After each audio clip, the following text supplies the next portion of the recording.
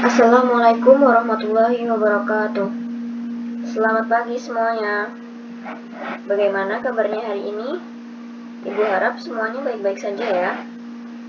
Nah, kita langsung saja masuk ke materi. Hari ini Ibu akan menjelaskan tentang jihad fisabilillah.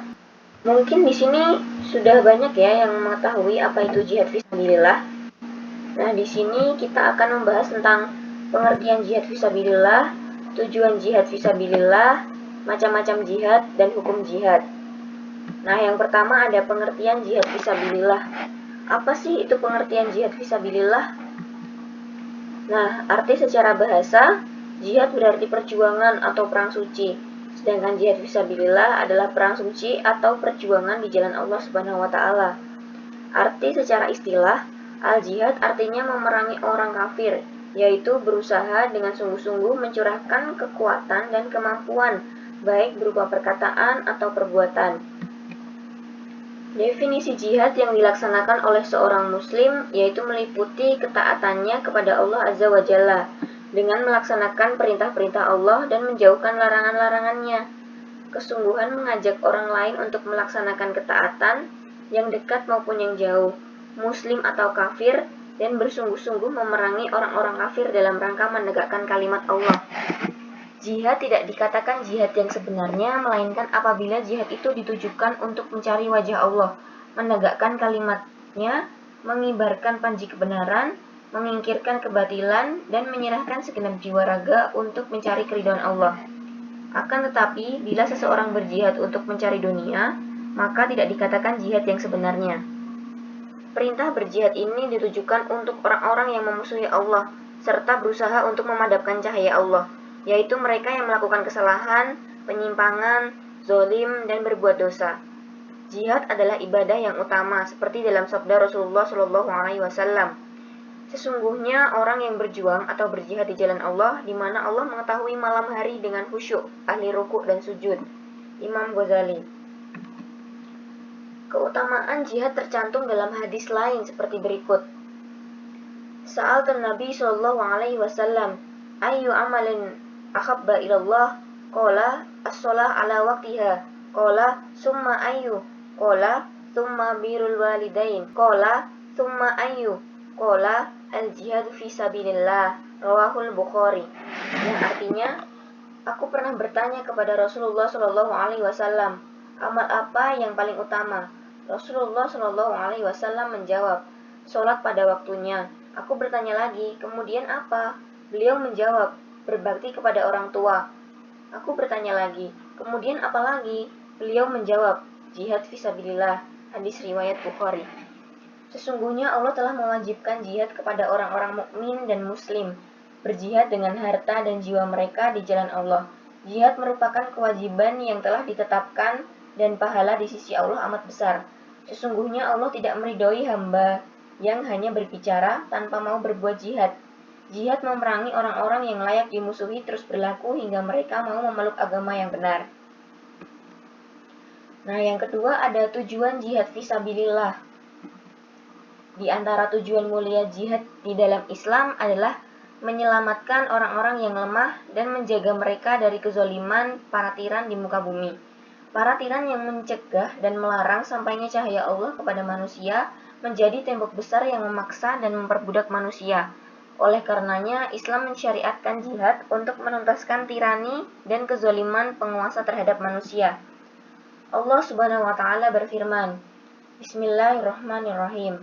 وَمَا لَكُمْ لَا تُقَاتِلُونَ فِي سَبِيلِ اللَّهِ وَالْمُسْتَضْعَفِينَ مِنَ الرِّجَالِ وَالنِّسَاءِ وَالْوِلْدَانِ الَّذِينَ يَقُولُونَ رَبَّنَا أَخْرِجْنَا مِنْ هَذِهِ الْقَرْيَةِ الظَّالِمِ أَهْلُهَا وَاجْعَل لَّنَا مِن لَّدُنكَ وَلِيًّا وَاجْعَل لَّنَا مِن لَّدُنكَ نَصِيرًا الَّذِينَ آمَنُوا يُقَاتِلُونَ فِي سَبِيلِ اللَّهِ وَالَّذِينَ كَفَرُوا يُقَاتِلُونَ فِي سَبِيلِ الطَّاغُوتِ فَقَاتِلُوا أَوْلِيَاءَ الشَّيْطَانِ إِنَّ كَيْدَ الشَّيْطَانِ كَانَ ضَعِيفًا. Yang artinya, mengapa kamu tidak mau berperang di jalan Allah dan membela orang yang lemah, baik laki-laki, perempuan maupun anak-anak yang semuanya berdoa, Ya Tuhan kami, keluarkanlah kami dari negeri ini, yang penduduknya zalim. Berilah kami pelindung dari sisimu, dan berilah kami penolong dari sisimu. Orang-orang yang beriman, mereka berperang di jalan Allah, dan orang yang kafir berperang di jalan Togut atau setan. Maka perangilah kawan-kawan setan itu, karena sesungguhnya tipu daya setan itu lemah. Dan yang ketiga, ada macam-macam jihad. Apa saja ya macam-macam jihad ini? Macam-macam jihad yang pertama adalah jihad melawan musuh yang nyata, yaitu orang-orang fasik atau kafir, yakni dengan tangan, harta, lisan, dan hati. Tercantum dalam surat Al-Anfal ayat 72, yang artinya, sesungguhnya orang-orang yang beriman dan berhijrah, serta berjihad dengan harta dan jiwanya pada jalan Allah, dan orang-orang yang memberikan tempat kediaman dan pertolongan kepada orang-orang muhajirin. Mereka itu satu sama lain lindung melindungi, dan terhadap orang-orang yang beriman, tetapi belum berhijrah. Maka tidak ada kewajiban sedikitpun atasmu melindungi mereka, sebelum mereka berhijrah. Akan tetapi, jika mereka meminta pertolongan kepadamu dalam urusan pembelaan agama, maka kamu wajib memberikan pertolongan, kecuali terhadap kaum yang telah ada perjanjian antara kamu dengan mereka. Dan Allah Maha melihat apa yang kamu kerjakan. Quran Surah Al-Anfal ayat 72. Yang kedua, ada jihad melawan syaitan, yaitu dengan menolak segala bentuk syubhat dan syahwat yang selalu dihiasi dengan syaitan, seperti yang tercantum dalam surah At-Taubah ayat 41, yang artinya, berangkatlah kamu baik dalam keadaan merasa ringan maupun berat, dan berjihadlah kamu dengan harta dan dirimu di jalan Allah. Yang demikian itu adalah lebih baik bagimu jika kamu mengetahui. Quran Surat At-Taubah ayat 41. Dan yang ketiga ada jihad melawan hawa nafsu, yaitu dengan belajar agama Islam, belajar dengan benar, lalu mengamalkannya, kemudian mengajarkannya, seperti yang tercantum dalam surah Al-Hajj ayat 78, yang artinya, dan berjihadlah kamu pada jalan Allah dengan jihad yang sebenar-benarnya. Dia telah memilih kamu, dan dia sekali-kali tidak menjadikan untuk kamu dalam agama suatu kesempitan.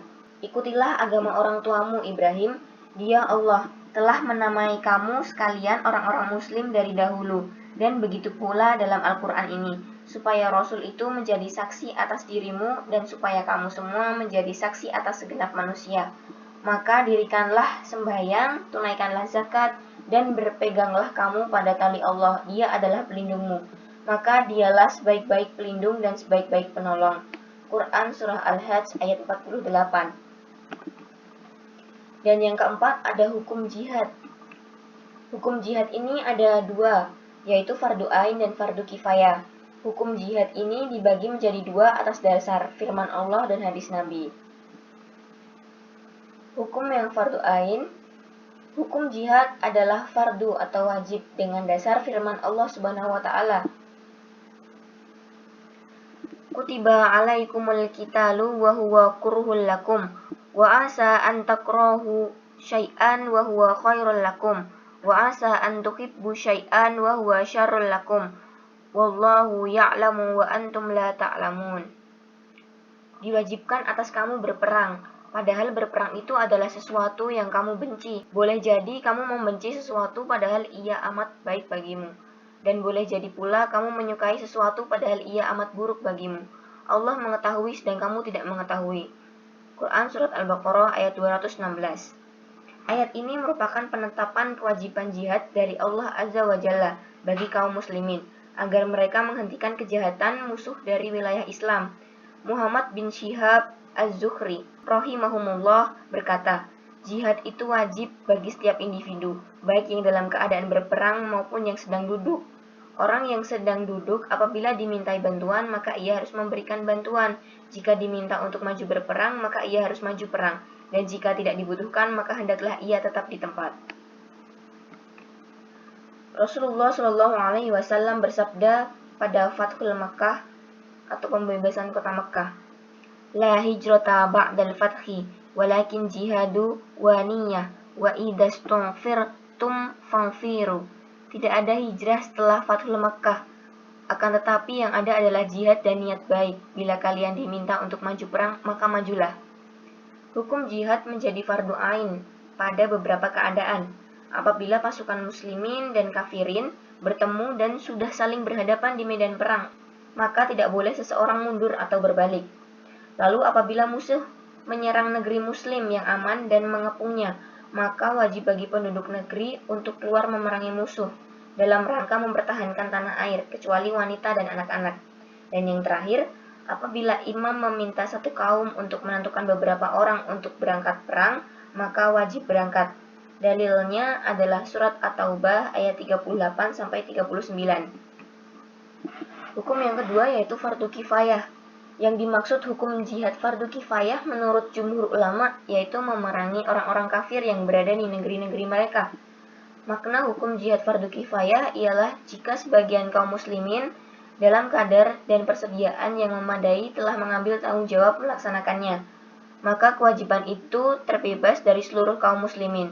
Tetapi sebaliknya, jika tidak ada melaksanakannya, maka kewajiban itu tetap dan tidak gugur, dan kaum muslimin semuanya berdosa.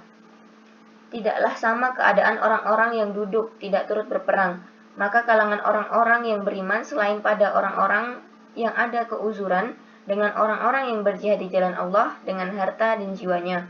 Allah melebihkan orang-orang yang berjihad dengan harta dan jiwa mereka atas orang-orang tinggal duduk dengan kelebihan 1 derajat, dan tiap-tiap satu dari 2 golongan itu Allah menjanjikan dengan balasan baik, yaitu syurga. Dan Allah melebihkan orang-orang yang berjihad atas orang-orang yang tinggal duduk dengan pahala yang amat besar. Quran Surah An-Nisa ayat 95. Ayat di atas menunjukkan bahwa jihad adalah fardu kifayah. Maka orang yang duduk tidak berjihad tidak berdosa, sementara yang lain sedang berjihad. Ketetapan ini demikian adanya jika orang-orang melaksanakan jihad sudah memadai atau cukup. Sedangkan jika yang melaksanakan jihad belum memadai atau belum cukup, maka orang-orang yang tidak turut berjihad itu berdosa. Dan jihad ini diwajibkan kepada laki-laki yang balik, berakal, sehat badannya, dan mampu melaksanakan jihad. Dan ia tidak diwajibkan atas anak-anak, hamba sahaya, perempuan, orang pincang, orang lumpuh, orang buta, orang kudung, dan orang sakit. Bagi kaum wanita tidak ada jihad. Jihad mereka adalah haji dan umroh. Hal ini berdasarkan hadis Rasulullah SAW dari Aisyah radhiyallahu anhum. Ketika beliau bertanya kepada Rasulullah SAW, "Ya Rasulullah, alan nisa'i jihad?" Qala, "Na'am, alaihinna jihad, la qitalu fihi al-hajj wal umrah." Wahai Rasulullah, apakah kaum wanita wajib berjihad? Rasulullah SAW menjawab, "Ya, kaum wanita wajib berjihad, meskipun tidak ada peperangan di dalamnya, yaitu ibadah haji dan umrah." Jihad di zaman sekarang. Jihad yang difahami selama ini dan begitu pula dalam tulisan di atas seakan-akan hanya melawan musuh berupa manusia saja. Padahal sebagaimana yang sudah kita ketahui, berdasarkan hadis Nabi SAW, jihad terbesar setelah perang Badar adalah jihad melawan hawa nafsu. Jika perang Badar yang begitu besar saja masih kalah besar jika dibanding dengan melawan hawa nafsu, sudah sepatutnya kita berpikir bahwa perang melawan hawa nafsu sendiri ternyata lebih penting jika diinterpretasikan lebih dalam. Selain musuh berupa hawa nafsu, maka masuk juga di dalamnya, yaitu musuh-musuh yang memiliki bentuk pemikiran-pemikiran liberal, radikalisme, fundamentalisme, westernisasi, aliran sesat, dan lain-lain. Termasuk juga musuh media. Kini banyak cerita dan foto yang mampu memprovokasi banyak orang hingga menimbulkan kebencian antar sesama dan bahkan pertikaian antar umat. Ditampilkan dan diupload dengan cara besar-besaran, padahal belum tentu sesuai fakta. Melihat fenomena ini, maka kita perlu untuk menampilkan berita, kisah, dan foto sungguhan yang begitu membacanya, orang akan senang, damai, menambah ikatan persaudaraan serta melahirkan gagasan, tindakan dalam kebaikan. Inilah jihad media. Namun jangan lupa, jihadlah untuk memerangi diri sendiri, yaitu kekafiran yang ada pada diri kita masing-masing. Misalnya, nafsu, serakah, marah, lalai, itu adalah kekafiran diri kita. Mari kita perangi yang di dalam sebelum memerangi yang di luar. An Rasulullah SAW annahu qama fihim fadzakara lahum anna jihad fisabilillah wal iman billah afdalul a'mal. Faqama rajulu faqala ya Rasulullah Aro'aita in kutiltu fi sabilillah ayyukaffir anni khotoyaya. Faqala Rasulullah sallallahu alaihi wasallam, na'am, in kutilta fi sabilillah wa anta sabirun muqtasibun muqbilun ghairu mudbirin. Tsumma qala Rasulullah sallallahu alaihi wasallam, kaifa qulta? Qala aro'aita in kutilta fi sabilillah ayyukaffir anni khotoyaya. Qala Rasulullah sallallahu alaihi wasallam, na'am, wa anta sabirun muqtasibun muqbilun ghairu mudbirin illa dina fa inna Jibril qala li dzalika. Rawahu Tirmidzi. Dari Rasulullah sallallahu alaihi wasallam bahwa beliau pernah berdiri di hadapan mereka dan mengatakan bahwa jihad di jalan Allah dan beriman kepada Allah adalah sebaik-baiknya amalan. Lalu seorang laki-laki berdiri dan bertanya, "Wahai Rasulullah, bagaimana pendapatmu jika aku terbunuh di jalan Allah? Apakah dosa-dosaku akan terampuni?"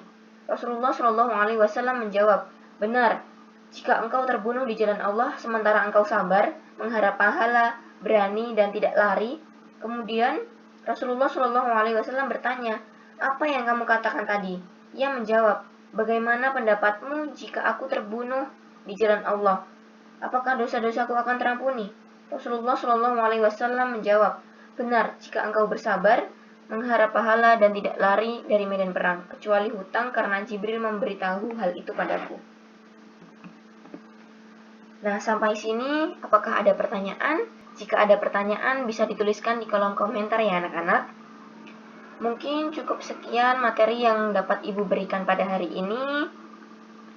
Terima kasih atas perhatiannya. Semoga ilmu yang Ibu berikan bermanfaat bagi kita semua. Wassalamualaikum warahmatullahi wabarakatuh.